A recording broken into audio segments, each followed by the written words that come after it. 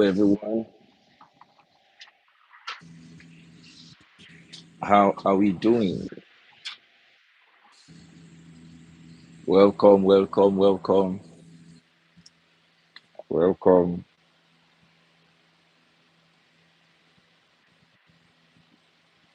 Hello. Who is who is first in class today? How are we doing? Hope you're doing good. You're doing great. It's kind of dark. Kind of dark. Is it dark? Can we hear me? Good evening, Klaus. How are you? First to be in class today. Victory Ehiobo. Good evening. How are you? Foley Isaac. Good evening. Good to have you all here. Today is a blast. Welcome, welcome. You're just joining us. Like this broadcast, share it to your friends, family, colleagues, staff. I mean, everybody needs to prepare for 2026. I am getting ready for 2026, so I'm just sharing some things that would be helpful to us. Good evening, Israel Superman. Good evening, Chimezie. Good evening, Aligba Yvonne. You're all welcome, everyone. Hope you can hear me clearly. Can we hear me? Can we hear me? Iro Gene, how are you?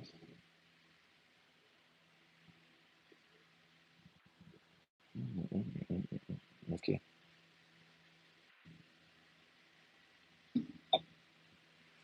Hope it's not breaking where you are. Hope it's not breaking on your own end. You're all welcome, everyone. Hope you can hear me clearly. Can we hear me? Can we hear me? No, sir. No means you can't hear me. Okay, okay, it's clear. Okay. I thought it's the other way. It's all right. So we are good to go. We are good to go. Remember, today it's both answer question and answer session, and I have something very big to share with you concerning preparation. Hope you have your writing materials with you. All right. If you've got your writing materials, that's great. And the beautiful thing is you can always come back here. Jovi, Kenu, good to see you. Foley Isaac, good to see you. Klaus, good to see you. Yvonne, again, good to see you. Please share the link, WhatsApp status, Instagram status, wherever, however you can just put it. Your friends, get into their DM, tell them, hurry up, hurry up, hurry up, hurry up, hurry up, hurry up, hurry up, hurry up. Tell them to run into class quickly, quickly, quickly, quickly, quickly. Okay, quickly, quickly. Yeah.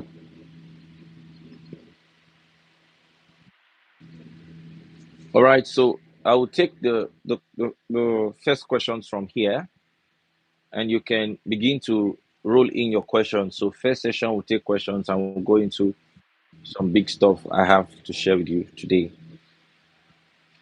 All right. Let us pray. Lord, you're the God of all wisdom. Your word tells us to prepare. As we prepare together, we ask for understanding in the name of the Lord Jesus Christ, the only wise God. Amen. All right. Okay. Good to go. So let me tackle the first question. Yeah, good evening. Good evening. Um, Osaro Godwin. Good to have you here. Good to have you here. If you're just joining us, welcome to Class 4 2026 preparatory class. We are going through some very important steps that will help us have a very great 2026. If you're just joining for the first time, this is Class 4. I want to strongly recommend that you go through the other classes. They are here on my YouTube channel. You can go through, it will bless you. So if you have your questions, you can type your questions now and put it there. If you don't want to put your questions out publicly, you can quickly send your questions to erekuemmanuel@gmail.com. erekuemmanuel@gmail.com. You can quickly send your questions there. All right. Very, very important. Good evening, Asemuta Imotinya. Good evening, Edith Kadiri. Good evening. Hello, hello, blessing. Hello, God. Good evening to you. All right, here's the first question. Um, for me, all right, for me, that's the question. I'm reading the question. For me, it is not easy to stay on a course or maintain a regimen for a long period of time. However, prior to this class, I already made a decision to start workout or gym routine as an anchor for my growth and development journey in 2026. I plan to use that as a way to get or to force myself. I take that again. I plan to use that as a way to get or force myself to evaluate everything else that I've planned to do, and as I evaluate my work rate in the gym and how my body changes. So the real question is, do you think this is wise or sustainable, or shall I handle it differently?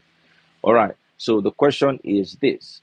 The person is asking, finding it difficult to follow through a tight or a regimented lifestyle or schedule. I intend to hit the gym 2026. So he's saying that he believes or he thinks that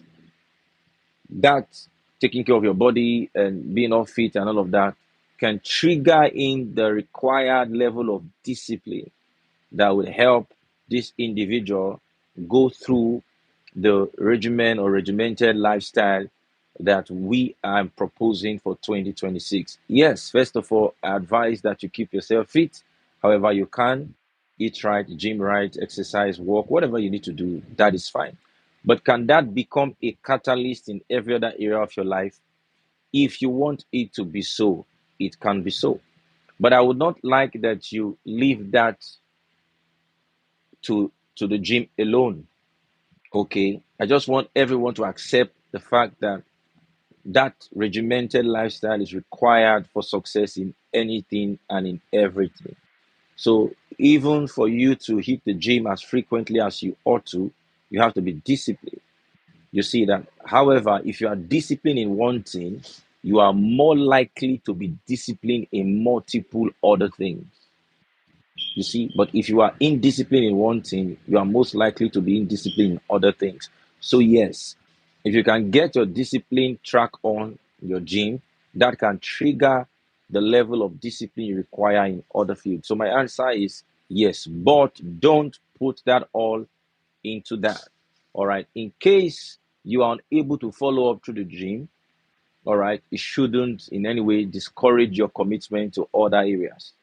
So, discipline yourself, be disciplined as an individual to follow through your plans and your schedule for 2026.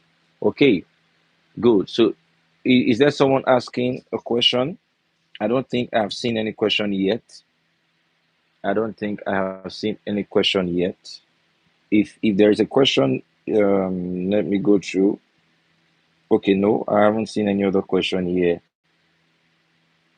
I haven't seen another question here yet.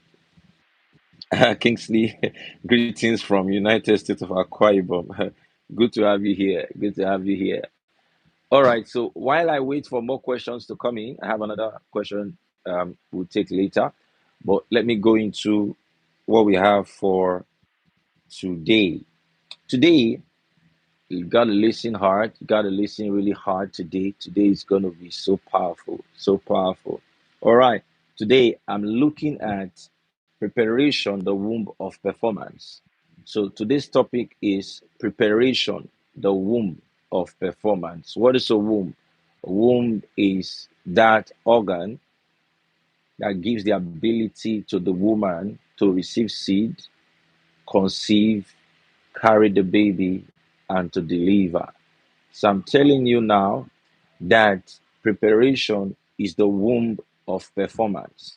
In other words, your performance in 2026, whether financial performance, spiritual performance, family performance, job performance, career performance, business performance, self development performance, academic performance, whatever the case may be, it's largely dependent upon your preparation. All right, it's largely dependent upon your preparation. The great patriarch of faith, Archbishop Benson Andrew Idahosa, used to say, prayerful preparation prevents poor performance. The several P's. Prayerful preparation prevents poor performance. And I dare say, specific preparation for a given task assures great performance. Specific preparation for a given task assures great performance. So, whatever you would accomplish in the year 2026 is largely dependent on how prepared you are for that task. So, I want to say this: do not go into any venture in 2026 unprepared. Don't leave anything to chance. Don't leave anything to chance. As we used to say back then at the university, don't jinx anything. Don't assume an outcome. Create the outcome. Don't assume an outcome. Create the outcome. Write it down there in the comment section if you heard me. Don't assume an outcome. Create the outcome. In other words, whatever you seek to achieve, prepare to achieve it. Don't leave it to chance. Don't leave it to what may be or what may not be. Prepare and determine the outcome. So, through preparation, the outcome of your actionable goals are predicted. So, whatever is predicted is based on performance. Accurate prediction is performance based. Accurate prediction. So, if you would become a manager, if you would scale your business, if you would start that ministry that God wanted you to start, if you hold that conference, if you hold that crusade, if you would travel to Canada for that holiday, if you are going to buy that piece of land, if you're going to buy that car, if you're going to get married, are you following me? If you are going to expand your business, if you're going to go for the masters, the PhD, if you're going to break into another niche, another discipline, if you're going to acquire another skill, it's largely dependent on how you prepare for the venture. Are you following me now? Good. Now, there's this story I would like to give you. It's in First Samuel 30. But before I tell you the biblical story, I want to tell you what happened in 1967. 1967, yes, 1967. From July 6th, 1967 to January 1970, the the country called Nigeria was engaged in her first and only civil war. All right, it was a civil war that involved the federal forces, Nigerians in the south, in the north, in the southwest. All right, and they were together formed what we call the federal forces against the soldiers from the east, called at the time Biafra. The civil war began when the leader, Mr. Ojukwu, declared independence for Biafra, and then fight began. But there's something I want you to understand. When the battle began, the federal forces underrated the eastern forces. At the beginning of the war, the eastern forces prevailed. They are actually winning. They got close to Lagos. They actually got close to Lagos. For context, Lagos at the time was the capital city of Nigeria. If you take the capital, you have taken the country. So they actually got close to Lagos. There's a statement Colonel Ojukwu made. I cannot forget. I heard that statement for the first time in 2014. I was in school for my master's degree. My lecturer said this. Colonel Ojukwu made a broadcast and he said, we must be prepared for any eventualities, for the people on the other side will be surprised. We must be prepared for any eventualities, for the people on the other side will be surprised. He was so sure that he could win. He almost won, but let's not go into all those details. Why did a small region almost prevail against an entire nation? Preparation. He was prepared to what? Get his vision. He almost got the vision. And for 3 years, he withstood the federal might of the Federal Republic of Nigeria. Listen carefully. Preparation turns an average student into a first class student. And lack of preparation turns a first class brain to a last class brain. So we can therefore come to this conclusion that life is more based on preparation than talent or skill or inheritance. Are you following me? Now, to the biblical story of 1 Samuel 30, the Bible tells us that David prayed and asked God if he should pursue. What most of us forget is that before David began to pursue, he made ready his army. As he made ready his army, he was able to prevail over the nation that attacked him. Another man who reaped the fruit of preparation was Abraham. After over 3 nations, 4 nations attacked a region and captured Abraham's nephew, Lot, and other people, Abraham attacked kings who trained armies with just a few hundred servants whom he had trained. Why was Abraham training his servants? Because Abraham knew that this life he's living, there could be the possibility of violence. So he was prepared. He was not taken by surprise. What the whole country of Sodom and Gomorrah could not do, Abraham, with just a little less than 400 servants, was able to do it. Preparation makes an average person a super person. I therefore say the Superman is the result of preparation.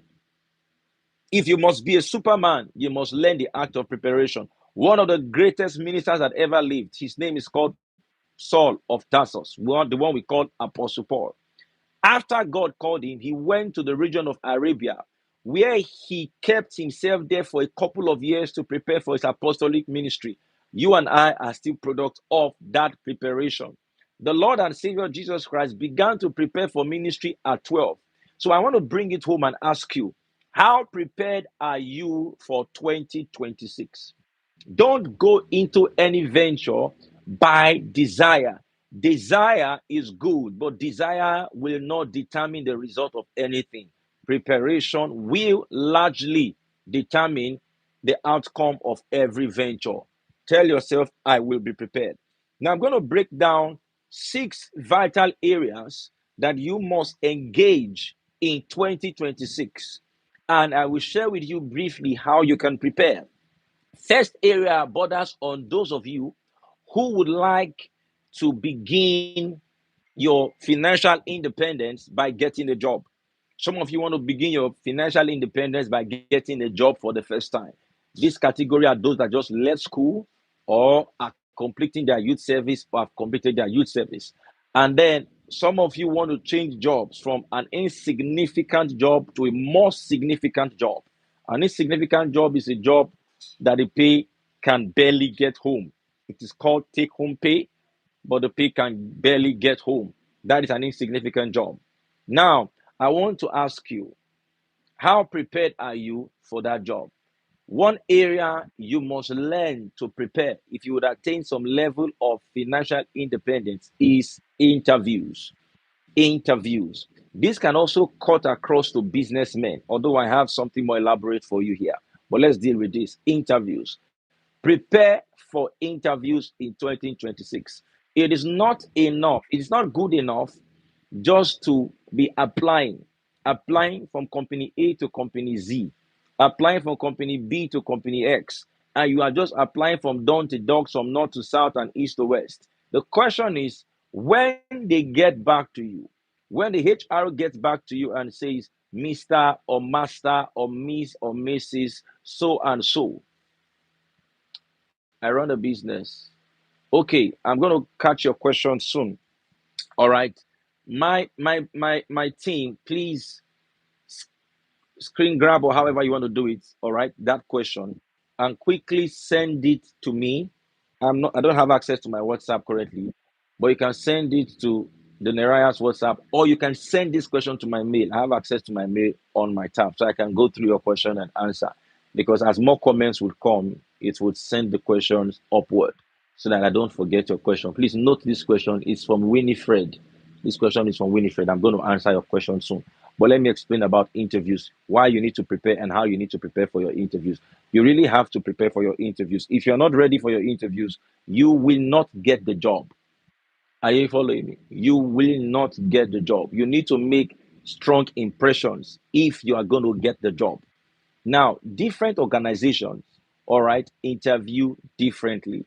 Sometimes it is virtual, sometimes it is actual, sometimes you have to write, and other times there are several stages. Now, when you get to the in-person stage, one-on-one, you are standing in front of the camera or sitting in front of the camera, and you are looking at the HR or the team of those interviewing you. Listen, it means that you are close to getting this job.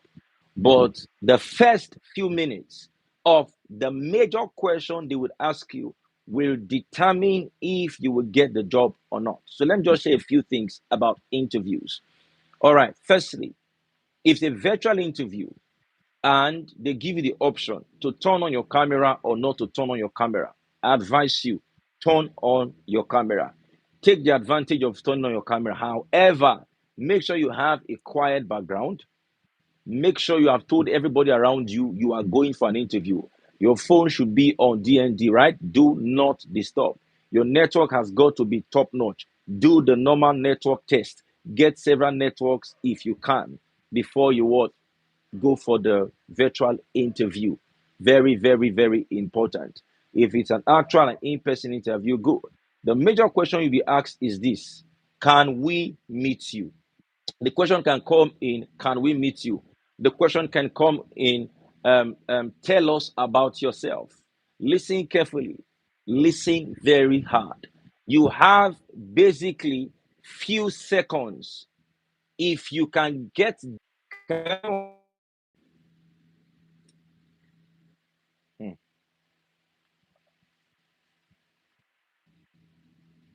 is it better? Anywhere, anyone?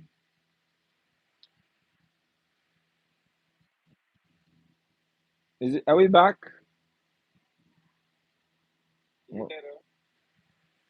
All right. If you can hear me, please write in the comment section that you can hear me. Do do do do do do do do do do. Okay. Apologies for the network. It's very frustrating. I have like four different connections, and all of them seem to have a problem from time to time. All right, so let's proceed. So when they ask you that question, can we meet you? Hit the nail on the head. Avoid repeating, avoid repeating whatever is on your CV. So don't go, my name is, they know your name. All right, they already know your name. So avoid saying, my name is Emmanuel Ereku. I'm a graduate of University of Benin. I have a bachelor's degree and a master's degree. You are wasting your time. They've had that information for some months or for some weeks. That is not what they are looking for. Hit the nail on the head. Make an impression with your discipline. Are you following me? For example, you walked into the organization, your head should already be moving and be looking at certain things. Certain things. Let's say you are interviewing for the post of a social media account manager. All right? That's what you are interviewing for.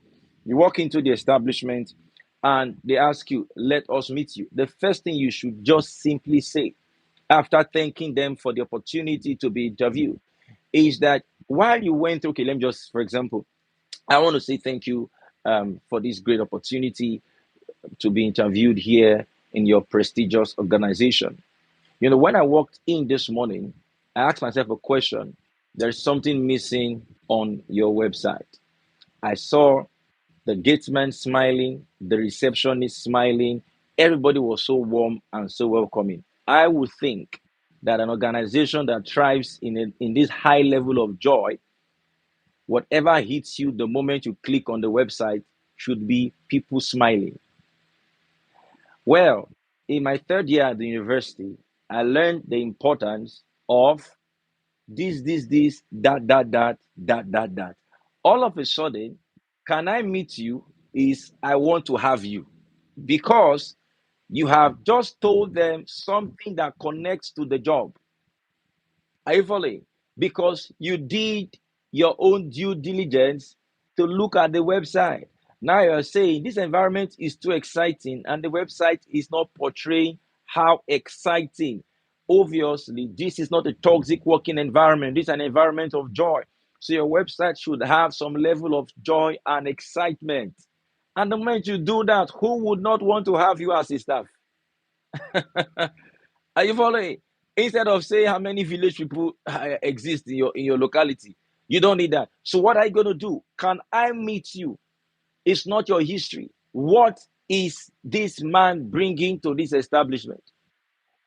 Are you following? You should go through the company's website, try to get the names of certain individuals, look at their faces, such that when you get into the hall, you already know one or two based on the website. Are you getting my point now? So never answer the question, can I meet you, by repeating the information they already have in their system, on a paper, on their tab, on their phone. Never do that. It's an opportunity for you to sell yourself. You know that. That is just an example. I just gave an example, an illustration. So if at all, some of you will be interviewed for a grant. Are you following? You'll be interviewed for a grant. You may go to the bank and you're trying to get a facility from the bank. And here is the manager asking you, Madam, why we go give you this loan? You have to answer the question. Are you getting my point now? You have to answer the question. So you must prepare yourself, especially how you would introduce the first few sentences in an interview. It would greatly determine if you would bag that job or not. So prepare for it. If you are going to be interviewed in the bank or for the bank job, you know the process. Do you know GMATs? Have you gone through past questions? What are the likely things they would ask you? Find out. If you know anybody who's working that establishment already, ask the person, what do I need to know before XYZ?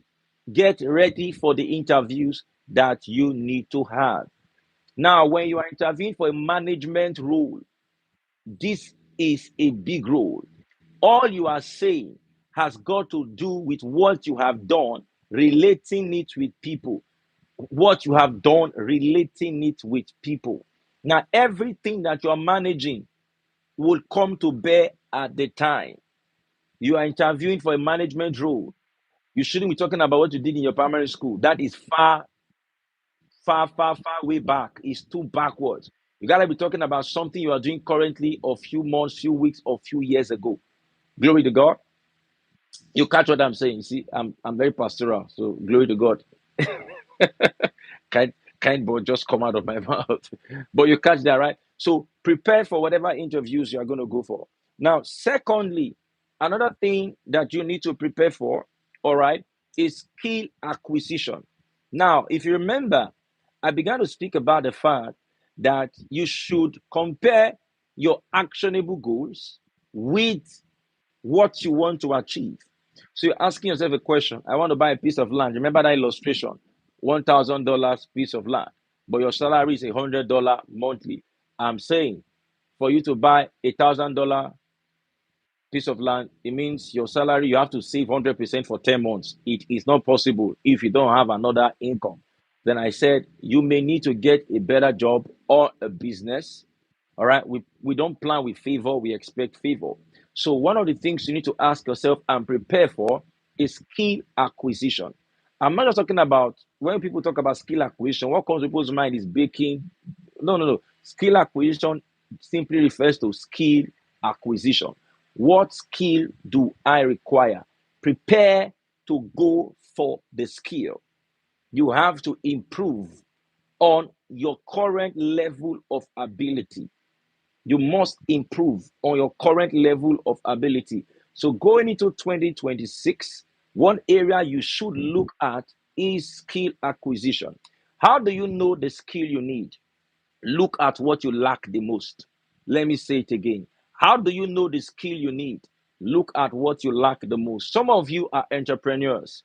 You own businesses, but you don't know how to manage businesses. Many of you think that skills are innate, not necessarily so. You can own a business, but you are poor in business management.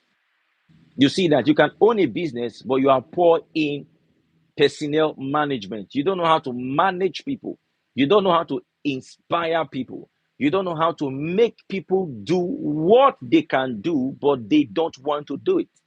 Two, you cannot make people do what they should do, even if they cannot do it.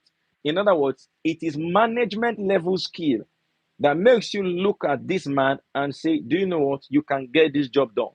So you need to learn management. If you own a business, even if currently you are the sole proprietor, you are the cashier, you are the operator, you are the gate man, you are the alpha and the omega of the business, it does not mean you should not start learning management now. The great man of God says this, Bishop David Oyedepo. He says this, and I quote, you manage well to grow big.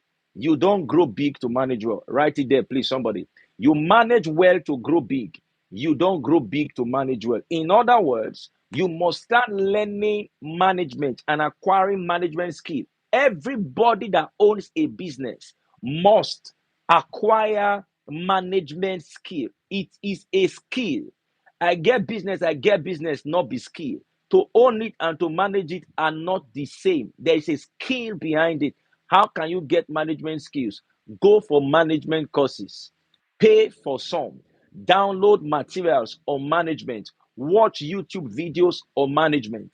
Are you following now? Get a mentor that is ahead of you. These four levels will help you acquire managerial skill. You need it. Now, for those of you who work in establishments, let me give you an important counsel. Listen carefully. If you are going to be a manager, listen, oh, in your company, a serious company, all right, that has a vision that's going somewhere, there are certain things they look out for. What they look out for is not the best on the job. What they look out for are three important qualities for a manager in a career path. One of it is strictness and discipline. If you are that playful staff who is afraid, all right, you are afraid to call people's bluff, you are afraid to discipline people, you are afraid to mete out punishment, management will never consider you for management. Questions are coming to the mail. Okay, on your, I have it here, so I'll open it here. Or see that. So management will not consider you for a managerial position. Number two, emotional sagacity and stability. If you are an emotional staff, you are always petting. You don't know how to make people do things by authority, but by emotion, you will not be a manager. Some of you are too babyish. You think the only way to get a job done is to cajole people, to cajole people. When your senior manager sees that, he does not consider you to be a manager material. Managers use authority and not emotions. You know why? At that level of life, emotions have nothing to play. There's a level of life that is beyond emotion, and managerial positions are at that level. Nobody is trying to beg you to do your job. You have to do your job. So if you are going to grow in your establishment, you must understand the importance of using authority over emotion. Now, let me tell you this. If you are emotional, those under you will like you. Those that don't want to be serious will like you. But those ahead of you will not like you. Are you getting my point now? So if you work in a serious establishment, you would agree with me that your CEO, your chairman, or your MD is strict and very businesslike. Now, guess what he looks out for? People like him or people like her. Look now at your senior managers. They are very strict. The way they talk, they are not laughing. Ha ha ha. Hey, hey, hey. No, now you can do this now. Run now. I know you can do this. No, they don't use those words. They sound like, hello, Kunle. That mail has to be sent. Listen, you have to send that mail. And that mail has got to get to my table by 6. But when you go, Kunle, what's up? Now, why have you not sent the mail? I know work is difficult. I know work is hard. Kunle, you can send it. The day your manager hears it, that is the day you will fall down the kidder. He will never consider you. Because there comes a point in life where you can't just beg people. You have to what? Tell them, do this, and do that. So develop the ability of shining your eye in your organization. Otherwise, you will not get that promotion. No matter the seed you sow, you will not get it. Take note. Managers are mean. MM. Now, another area that I need you to prepare for, all right, is staff recruitment. Staff recruitment. After this, I'll get into the questions and come back. I got 2 more points. Staff recruitment. Now, listen carefully. Some of you are running your businesses, even sadly, the devil does not run here like that. The devil is running here with many demons. You are deciding to run your business alone, and that is why your business cannot scale. That's why your business is grounded. You remain everything in your business. 2026, you have to become serious and begin to plan to recruit staff. You begin to plan to recruit staff. You cannot continue to be the sales boy, the sales girl, the cashier, the generator man. You are selling your shop, power goes out, you have to run out of the shop to turn on the gen. You are the one that's giving change to somebody, you are the one that's pointing others. That is a caricature and a mediocre business system. You will remain broke, you remain poor. You will not go anywhere with that mentality. You should begin to look at recruitment, expand your business. Are you following me now? Expand your business by looking into recruitment. Now, there's a price to pay when you are recruiting. Firstly, you don't recruit with emotion. You do not recruit with emotion. You recruit based on capacity and readiness.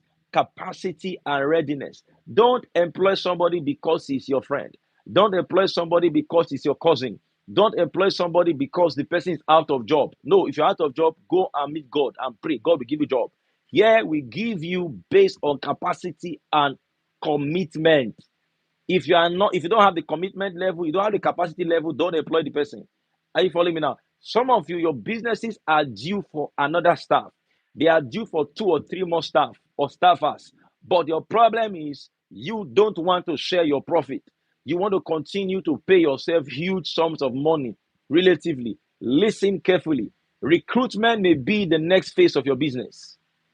Recruitment may be the next phase of your business. So when you are recruiting, please go for capacity, go for patience, go for somebody that will listen to you.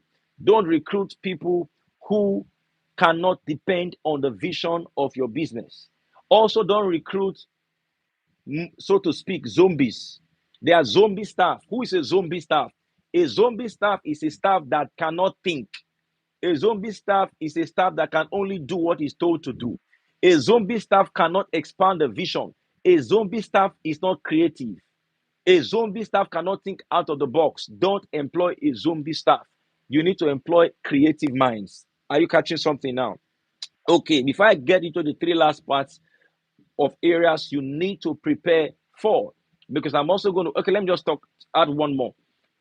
A very important skill that most people fail to realize the importance and how it translates to general success, whether success in ministry, success in politics, whether success in entrepreneurship or success in career or job, whether success as a lecturer or success as a doctor, is the skill of communication.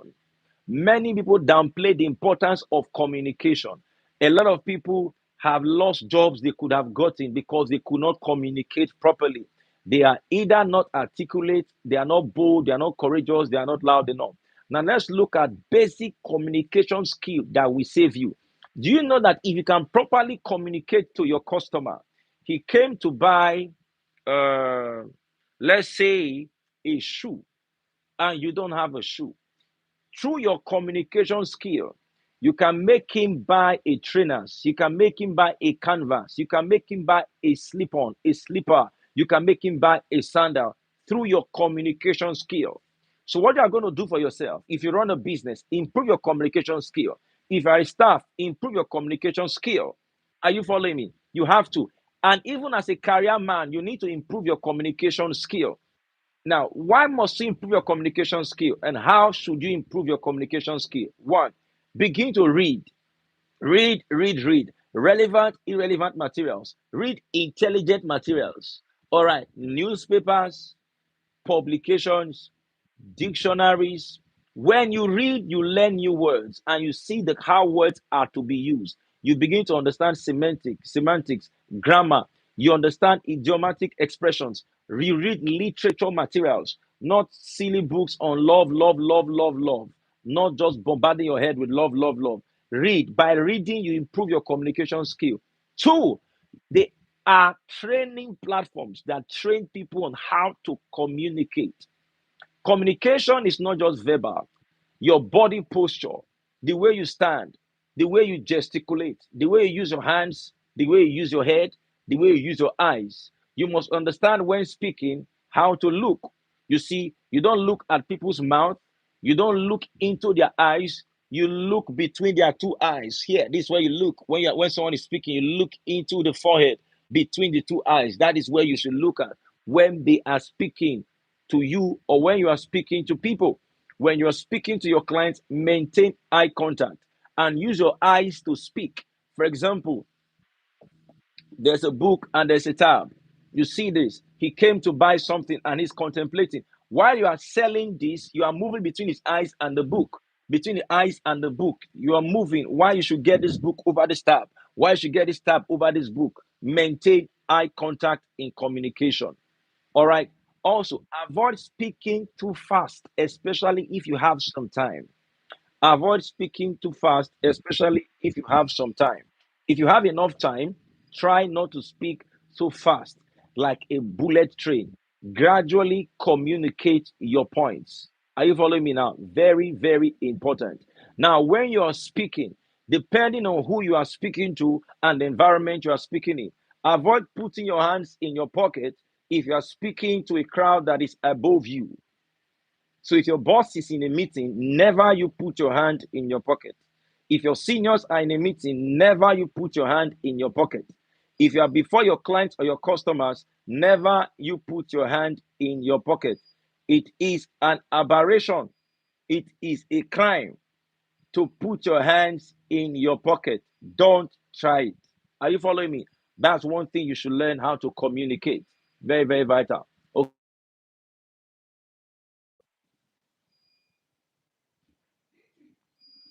I thought you'd be smart enough to do the needful. But that's what I told her before we started this. Sorry about that. All right. So as we continue, the power is is misbehaving. So let's see what we can do before they can turn on the gen for me. So let me start taking questions now. Okay. Um, Let me begin taking questions. With let's begin with.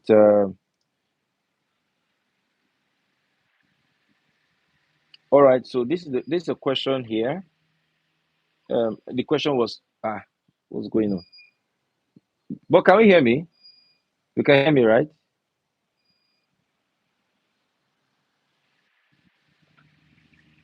Okay. So the first question here is: I run a business where all products are edible. Over time, I've experienced repeated issues with customers delaying or defaulting on payments. As a result, I have restructured my payment system. The light going off and on, is that disturbing your vision? Hope it's not disturbing your, rather to disturb your vision. Hope it's not disturbing the audio.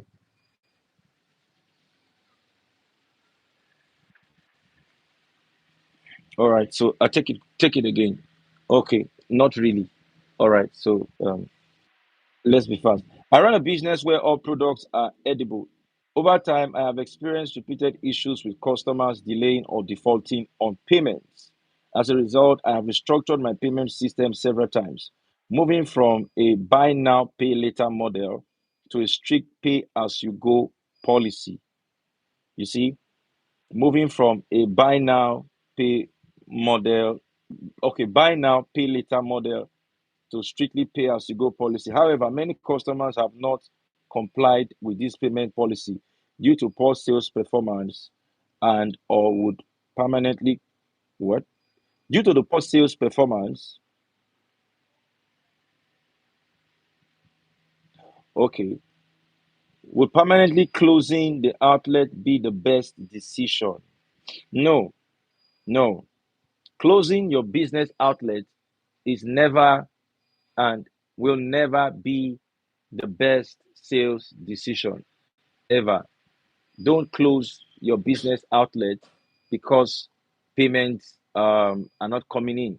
What we need to do is to find out how, all right, you can get them to do the needful. Obviously, at the beginning of the business, they got used to owing, credit. They got used to the credit system, and the credit system is a good business system all around the world. The credit system is a globally practiced system. Small scale businesses, big scale businesses, banks, and what have you all operate the credit system. All right, that's what they all operate. They all operate the credit system. So the credit system is not a new system to the world. It's been there for years. It's been there for ages. So good. Don't close your business because they don't want to cooperate. What will happen is stick in there, stay there, be consistent. All right. Those set of customers may fade away, and a new set of customers that would comply with your new model of business, you see that, would come through. Now, if you quickly throw in the towel and say, I'm not doing it again, what other business are you going to do? You see that? What other business are you going to do? No. So stick to it because not all businesses can survive. Not all businesses can survive, you know, the credit system. Some businesses will quickly fade away or die away if we continue. Okay, so what you are going to do for me, huh? Let me go and get my powers matter sorted out myself. So give me 2 minutes, okay? So that we avoid this. It's actually distracting me already. So let me go get it sorted.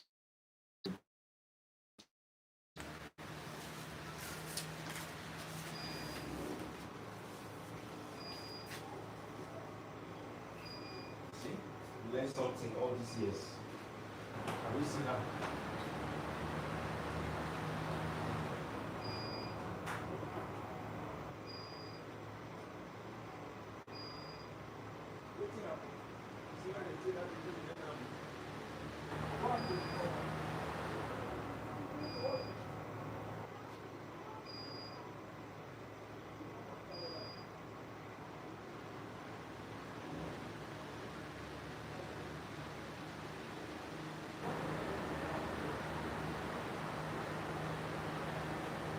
Turn out the heater.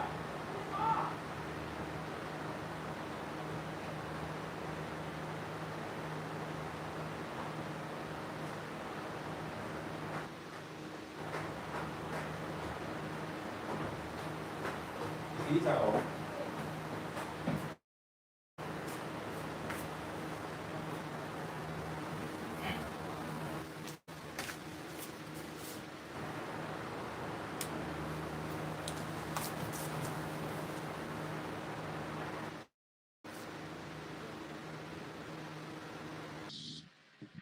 All right. I'm back. Sorry for that break in transmission. Can we still hear me?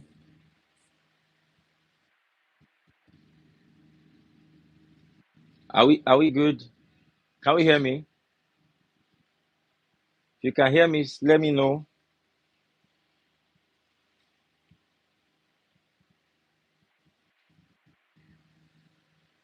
Is that yes sir recent? I'm again yes sir. We're back, right? Not seen any recent yes sir. Okay, okay. All right. So like I said, sorry. If you are connecting from outside Nigeria, don't worry. It was two angels that just passed by. But we're back now. We're back.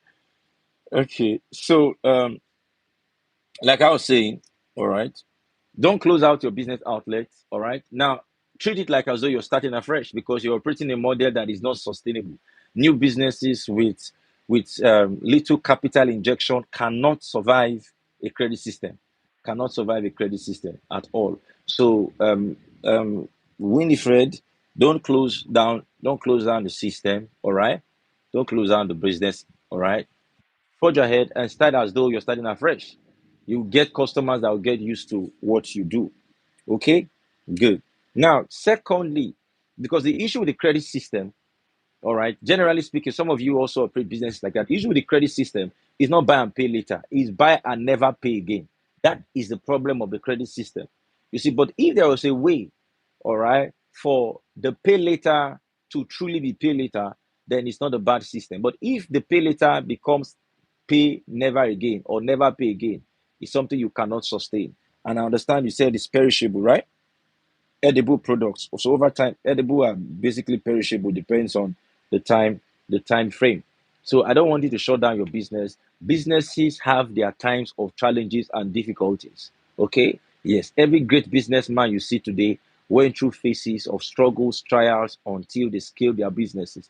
So yours is going through a phase. So as an entrepreneur, you see, entrepreneurship is also a skill, and you are learning it already. You are perfecting it already. All right. So go through this process, fight through, all right, until you come out of the tunnel. So if you give up now and close it down, you have not tested your full capacity. You see that? So soldier on, as they will often say, soldier on. New clients will come that would consistently follow your business model and pay, or rather, buy and pay immediately, not buy and pay later. Okay? Thank you very much. Now, there's another question here. For interviews, sir, can you give me some pointers for online interviews that when asked to introduce oneself? Thank you.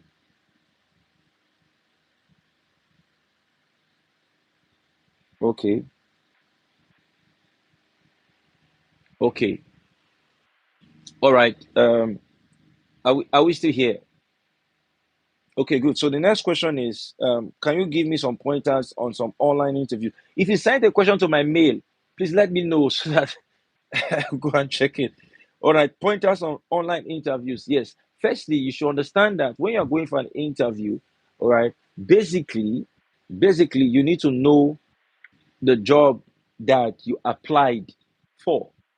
All right, the job you applied for. Very important. For example, today I saw something on Instagram. All right, someone posted from somewhere.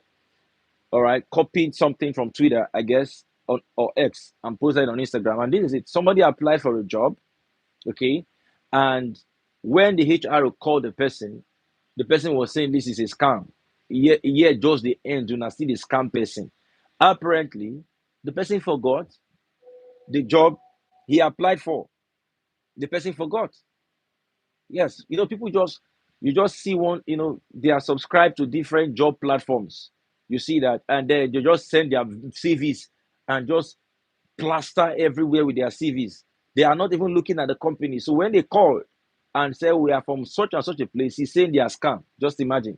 So the first thing is this: when you are applying for a job, all right, take note of the company you are applying to. First of all, take note of the the general business of the company. For example, let's say you're applying to a fish factory, but you're applying to the position or for the position of accountant, or the position of sales manager, or you are applying to the IT. Now, don't forget that there's a name. Despite you applying to the IT of the business, the social media accounting of the account management of the business, the HRO of the business, know the name of that business one. What is this business about? You see, the business is about what? Selling fish. It's a big fish factory, for example. They're about selling fish. So whatever you are doing is bordering on their vision. So they need an IT, they need an accounting, they need management, they need HRO, they need sales, they need security. You see, they need economics, all that they need. is to continue to sell fish. So if they are not selling fish, there will be no need for anybody else. It is about selling that thing. So the first thing you need to do when you apply for a job, ask yourself, what is the core of this company? What is this company about? You get it? You know what this company is about. Then your own skill set, you must tailor it. You see that? You must tailor it to bring what sales. Remember, they're about selling fish. So the account is to continue to sell fish. So even though you are coming into the account, you see, account is what? To manage revenue expenditure, to ensure that whatever is going out is recorded. So the idea is to be in business. So you should understand the business model of the company you are applying to, then your own role in it. So you are going to begin to ask yourself, imagine this company is now your company and you are employing somebody that has your skill set. Are you following now? So you are going to sit as HR interviewing you, and you assume, what are the questions I will ask me if I'm employing me for this role? Then you begin to note those kind of questions that can possibly come out. And in sometimes, do you know you can create your interview questions? Yes, you can create your interview questions by the way you answer. Yes, you can answer in such a way that your answers will generate questions that you are already comfortable to answer. You understand what I'm saying? Yes. So, for example, if the company you want to work for is in Lagos and they are talking about, can I meet you? You see that? Let's say you travel from Port Harcourt. You can answer your question in such a way that you are telling the company, why have we not expanded to Port Harcourt? Do you know that in that interview, while they were interviewing you to be a manager in Lagos, they can immediately begin to think about opening another branch in Port Harcourt and sending you back there. So you can create your questions by the way you answer the first or the second question they give to you. Are you catching something? So good. So whenever they ask you to introduce yourself. Do you get what I just did? Whenever they ask you to introduce yourself. Don't introduce your name. Introduce yourself. This is what I have come to do. So that's what you're doing. You are going straight to the point. This is my skill set. This is what I'm going to do. That is why you are there. You're not running down your history. You're talking about from this moment, like somebody popularly said, we hit the ground running. So introduce yourself. Go through your notes again. Go through possible questions. Go through. Who are you? What will you truly bring to this company? That's what you should be introducing. You get it? So that is the next question I got. Can you give some pointers for online interviews? That's when asked to introduce myself. So that's what you should do. All right? Yes, that's what you should do. Go straight to the point. Depending on the company you work for and the position that you're applying to, that's how you should introduce yourself. So you should introduce yourself to the position. You are basically trying to sell yourself why you must be the one that should be employed, not you see, they already have your degree. My name is Emmanuel. I'm a first class degree holder from Babcock University. No, no, they already know that. You see that? They already know that you are a first class degree holder. I have worked in Guinness Nigeria PLC. I've worked in UBTH. I've worked in Microsoft. They already have that. So you say, for example, let's say you worked in Microsoft, you are going to Samsung. You just go straight to the point. Well, I have had 5 years of experience in marketing with Microsoft. But there's something I found so beautiful about Samsung. I believe that Samsung would be a top leader in such and such space in the next few years. Some of the experiences I've gathered in Microsoft includes this. And the moment I get the opportunity to work in Samsung, this is what I would do, this is what I would do, this is what I would do. For example, when I was promoted 3 years ago in Microsoft, I was given this team to manage. We produced this amount. We could sell this amount. But when I went for a course, I learned this, that we could do this. But I see Samsung as a ground for the future. And the moment I get into this space, this is what I will do, this is what I will do, this is what I will do. So what are you doing? You are telling them I'm not jobless, I'm not useless. The brain I have has produced results in Microsoft. And because this brain has produced results over a period of time, If this brain is given the opportunity in Samsung, it will produce more results. So just go straight and introduce yourself to the company. Find something that you will relate your skill to right there while they are watching you. I'm catching something. Okay. Find something that you introduce yourself to. This is what I will do when I'm employed. You get it? It's just like when a man is toasting a woman. You remember you are toasting a woman, you are not going to say, my name is Emmanuel Ereko. I was born in Nigeria. My father, we are five children. What he concern the person you married with? Five children, your papa born. She wants to know, can you be a good boyfriend? So you're not going to start telling her, I dated Ngozi, I broke her heart. I got a useless girl. I dated Pamela, she broke my heart. She's not a good person. She doesn't want to hear bad news. So you are selling yourself. You catch that, right? Good. So I don't know if there's any other question. If I didn't answer your question, please let me know before I round up with the point I was making before I began to ask questions. Any other question? Okay, there is a question on my mail. There's a question on my mail. Please give me a minute.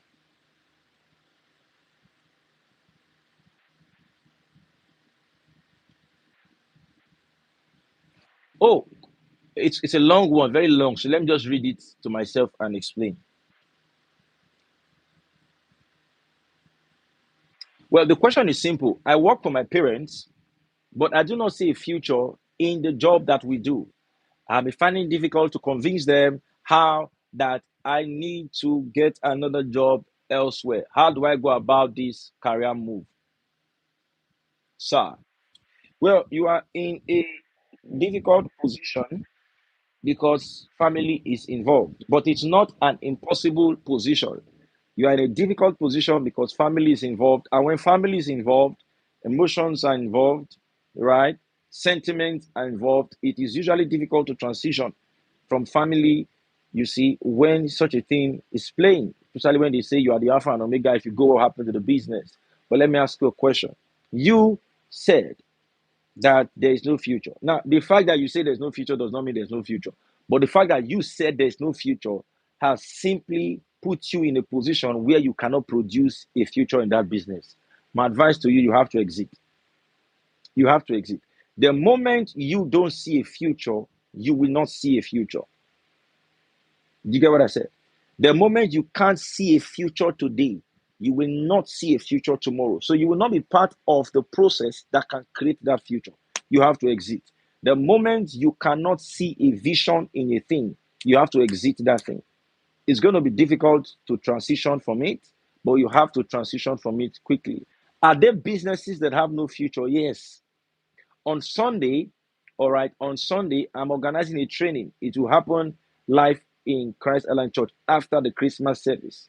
Okay, I was going to keep this under the wraps, but those of you who are not in Benin City, will televise it for you to also participate. So Sunday, immediately after service, is it's off the chart training. It's strictly for business owners. So next week we'll do for career owners. On Sunday is strictly for business owners, not our usual class 7 Sunday. All right. The hall is going to be rearranged at the seminar. There'll be tables, water, whatever is going to be very different. All right. I just wanted it to happen on some of you, but I've let the cat out of the bag. Okay. So to you, your question, that is it. You have to transition. You must transition out of there. How are you going to do it? There's no easy way. Your dad is not going to clap for you. Your mom is not going to clap for you. I don't know if your siblings are in that business. They will not clap for you. They will not be happy that you are transitioning. But since you know that there's no future in it, you have to leave. Are there businesses that have no future? Yes. Now you didn't mention the kind of business here, so let me not speculate. Are there businesses that have no future? Yes. There are businesses that have no future, and you have no business being there. Also, there are companies that have no future. In the next 2 years, they will close down. In the next 4 years, they will close down. So just companies, you gather experience, you gather resources, you save, and you know when to jump the boat. You should know. Some of you wait until the company goes down, you go down with it. You should know when to transition. All right. You should know that sometimes Egypt is just a hotel. You close and you go back to Canaan, where you came from initially. You get what I'm saying? Good. So let's get back to our okay. Is there another question? When planning to buy stock and shares, what should I look out for in a company since I'm a novice in investment? I will advise that you get a stockbroker, somebody who is a professional in stocks. You see, because you, as a novice, you see, you may not be able to tell, you see, which stock you should buy and which stock you shouldn't buy. Some companies have good, crazy profit making in 24 months, in 12 months, such that you are investing a certain amount, buying stocks, and by the end of the year, something reasonable is coming to you. All right. But seek the advice of a stock professional. You see that, who has read through, you see that, and especially somebody who is conversant with that particular company. You get, the other day, I don't want to mention any company here, where someone was talking about the stocks he bought in such and such a such company, and it was a good deal. You see that he's saying 48 months later, some good dividends are already coming back to him. So it varies. Some big companies may have smaller returns, and some smaller companies may have good returns. It depends on how the year turns out for them. You get it? So if you are going into stock, please seek a stock professional who would guide you through the process. Remember what I said, prepare and research anything you are doing. All right. Thank you for your question. Okay, I don't think there's another one. Also, so let me quickly round up and close. One area I need you to prepare for, those of you who run businesses, is prepare to keep your existing clients. All right, I'm going to elaborate on this on Sunday. Prepare to keep your existing clients. Good. You must prepare to keep them. Question is, how would you keep your clients? Some of us are too careless and are too callous. We don't have data of our clients or of our customers. We don't keep data at all. You are running a mid-sized business or a small-scale business, and you cannot tell the purchasing power of Mr. Kunle or Mrs. Nemeka or Brother Mohammed, whatever their names may be. You cannot tell their purchasing power. You need to know, out of all your clients that patronizes you, who is the alpha? There is alpha clients. That's what we call alpha clients or alpha clients. Oh, let me just break it down. Now, there's this book here, all right? The New Conceptual Selling. Robert B. Miller and Stephen Heyman advise that you go and get it. Those of you who are into sales, don't think I'm giving this one out. The New Conceptual Selling. This is the book. All of you who are in sales, you know how to sell or you want to sell, get this book. Very, very important. Now I have another one here, but I'm giving it to my wife. Go and marry if you don't have wife. All right. This I gave one out on this Harvard Business Review. This one is Inspiring and Executing Innovation. Powerful book, low. Yes. How and when do you carry out a change in your business? Do you just carry out a change in your business because you are tired of your current position? No, there is a way to carry out new ideas, new innovation. The Bible explains it. Don't put new wine into old skin bottle. Like I said, I'm not giving this one out. I'm giving it to my dear wife. This one is for my library. You can only come to my house and read from it and drop it back. I won't give it to you. But those of you who are into sales, I advise you, look at it again, screenshot it. Did you get it? That's the book. Go and get that book. If you are when I mean sales, I'm not talking about you are moving from shop to shop. You own a business, you are selling something, or in the company you work in, you are in the sales arm. Get this book. I know it's a little bit bulky, but it's not a big deal. You can get rid of it in by that I mean you can read through in January. You can do January or February. I believe it could be online, PDF. I don't know. I've not looked out for it if it's there, but it's a good book. You learn a lot from it. All right. I read it from time to time. So go get that one. All right. Now, good. So as I was saying, as I conclude, how one area you need to prepare for is to keep old clients and get new clients in everything that you do. Prepare to keep old ones and get new clients. This is it. I just round up with this thought. One, your alpha clients. Who are your alpha clients? Three things to identify. One, they purchase frequently. It may be small volumes, but when you calculate, you find out that they are your big spenders. Let me give you an example. You operate a provision shop. You see, there's a family that buys from you every day. Three indomie here, two egg, one geisha, one granola oil, sugar there, conflicts there. They never buy above 20,000 at once. Most of their purchase is between 3,585, but they are buying every day. Let's peg it at 10,000 every day. 10,000 every day times 30 days. Is that not 300,000? Now, you think that that other man who drives the SUV but bought 70,000 and you did not see him again, the 3 months' time is a bigger client. No, that Papa and Maker's family is a bigger client. They are doling to you every month 300,000. What is your plan to keep Papa and Maker's family for life or for as long as possible? None. What is Papa and Maker's birthday? You don't know. What is Mama and Maker's birthday? You don't care. What is a Maker's birthday? Nothing concern you. You need to get some of those details to keep your alpha clients. Now, secondly, how do you identify an alpha client? An alpha client is also called a celebrity client. Who is a celebrity client? A celebrity client is that client whose presence attracts others. Now, I'm a celebrity client because I'm a pastor. You see that? A pastor is a celebrity client. A politician is a celebrity client. A senior man or a senior woman is a celebrity client. By that, I mean somebody who has following, people who are social media influencers, they are celebrity clients. For example, where I make my clothes, I've brought several people to the person that make my clothes, both in Nigeria and outside Nigeria. So the person that makes my clothes makes more money from my connect than from myself. Question is, how do you keep your celebrity clients? How do you keep your alpha clients? You need to keep your alpha clients by offering them incentives and giving them gifts. That's one. I shared this thing a few months ago, and one of us who was in the class after service went ahead to implement it and got something big. Another thing you can do with your alpha clients or with your clients in general is to get your clients involved in your business by offering them something.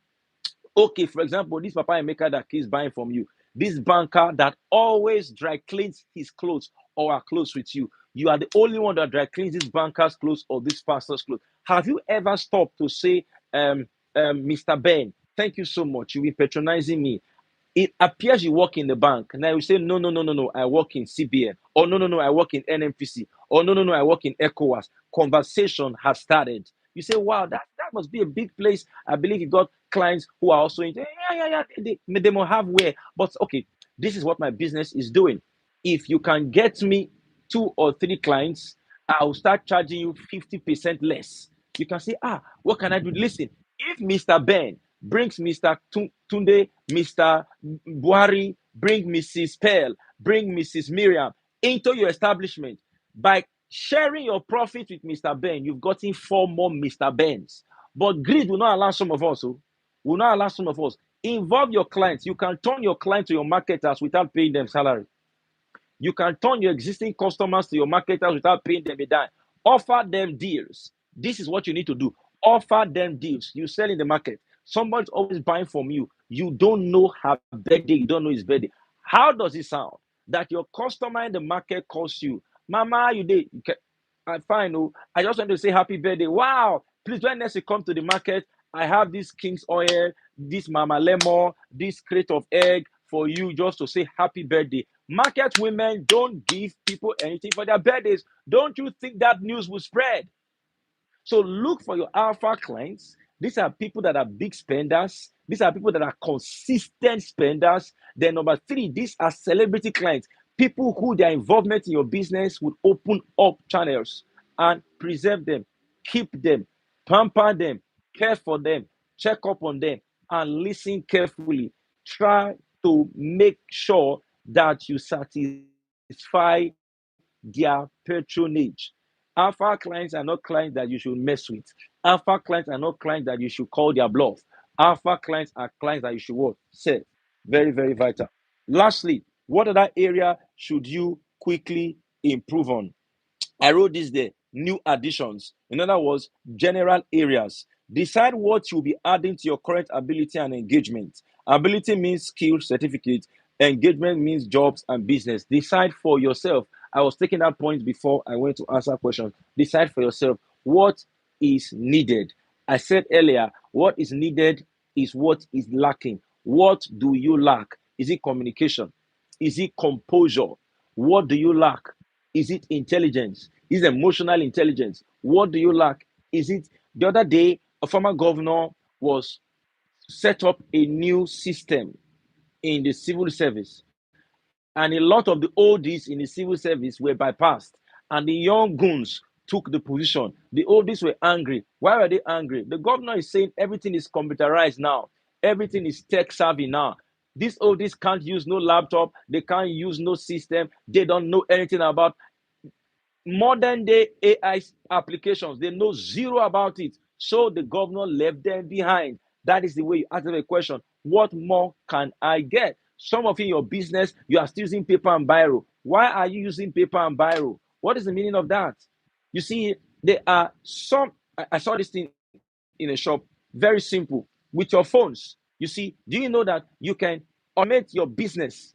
All right, the guy was offering something, was less than about 100 and something thousand. You can automate your business where you use your phones. You don't even need a system, a laptop, a computer. Your phones, whatever they're buying, you punch it in, and it is connected to a very mini printer, very small, smallish printer. Through your phones, you just tap it in so that your staff will stop stealing your money, stealing your product. Automate your business. All right. So if that is what your business needs, you need to do that. If that's what your career needs, you need to do that. Let me close with this. There are jobs that have no future. Now, some of you are things that have no future. I beg you, if you need to go to school now. If you need to go and learn and acquire a skill professionally, go and do it now. Are you following me now? You cannot tell me that you want to be a sales girl in a small boutique. That job does not have a future. When we say something does not have a future, does not mean you cannot do it forever. That thing cannot create the future that you need. It means sales girl in a little boutique is just a means to an end. Question is this: what other job can I get? I didn't go to school. I have no other skill. I can only be a sales girl here. It's not good enough. So what do? You got to do something about it. All right. So we would be calling it a day. Tomorrow we go again. All right? Yes. Tomorrow we go again. Tomorrow we go again. Did you catch anything today? This my network seems to have a problem. Are people still in class at all?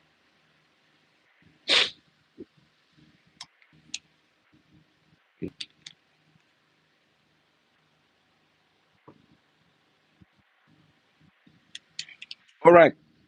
The Lord bless you all. I have another meeting, so I've got to go now. Moving behind time. Thank you so much. Thank you so much. You see, so the classes are getting tougher, tougher, tougher. Okay, so I'm in giveaway mood. I'm in giveaway mood, but I cannot give you so that my wife will not beat me. But this book, this book, let me see class 7. All right? Let me see class 7. But I'm not giving this book to anybody in Benin. If you're in Benin, I'm not giving you this book. Must be somebody that's outside Benin City. Benin people have eaten 2 books already. So if you're in Benin City, don't eye this book. Let your eye not enter this book. Forget it. Do not get to your hand. But does not mean I'm giving the book out. Okay? No, your mommy, mom. Ah, you see. She has come. See, it's not your own. Your own is for you. Hmm? My wife says she wants this one. I'm sorry, the book are gone. So there's no book here for you. But I will sort you out later. All right. Remember Sunday grand finale. I will be giving out 10 materials. 10 materials. Prepare. Oh. I'm going to bring in some materials on sales, on management, on entrepreneurship. Those of you that are in ministry, this book, this book is a classic. It's not a cheap book. The Art of Leadership in Ministry. Every minister of the gospel that is serious should have this book. I may give it out. So um, prepare yourself. Let me show you another book that I may give out.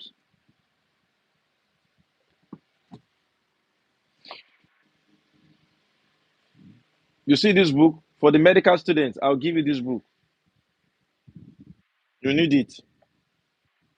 How I got into my shelf, I don't know. So, so see you guys later. Bye. Hope you enjoy class. You did, right? So see you tomorrow, same time, same station. Spread the news. Catch you. Catch you.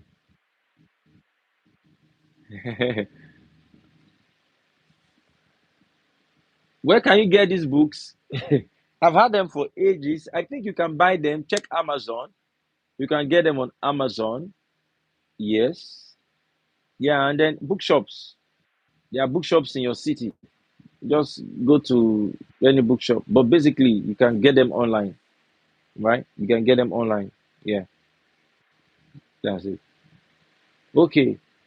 So tomorrow we're going to be looking at things like negotiation. How do you negotiate your salary? Some of you they offer you 200,000, fear go they catch you, and there's a way to negotiate. I remember someone in Europe when person told me about the offer. I told the person take this offer, don't negotiate. The person negotiated, and the company just canceled everything. Then he asked me a question. How did you know? So, sometimes they ask me a question like, you are not in a career path. How do you know one or two things? Because I read every time relevant materials, irrelevant things. I just know. So when I saw his offer and I saw the many English that he wrote in the offer, the many XYZ, then the offer came with so many perks. I said, listen, listen, I don't think these people will ask would give room for negotiation.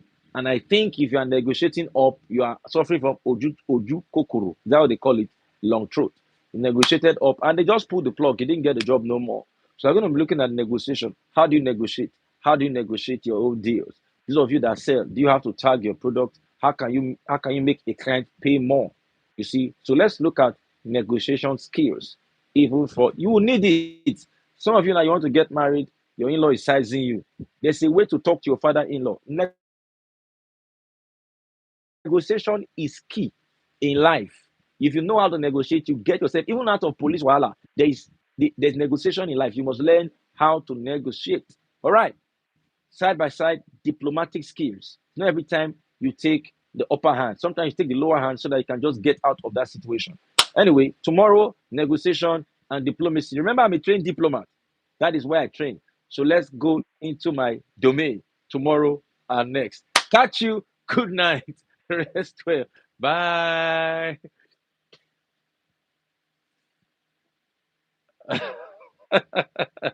We'll talk about the books later. Catch you. Bye. Thank you. Thank you, dear students. Bye.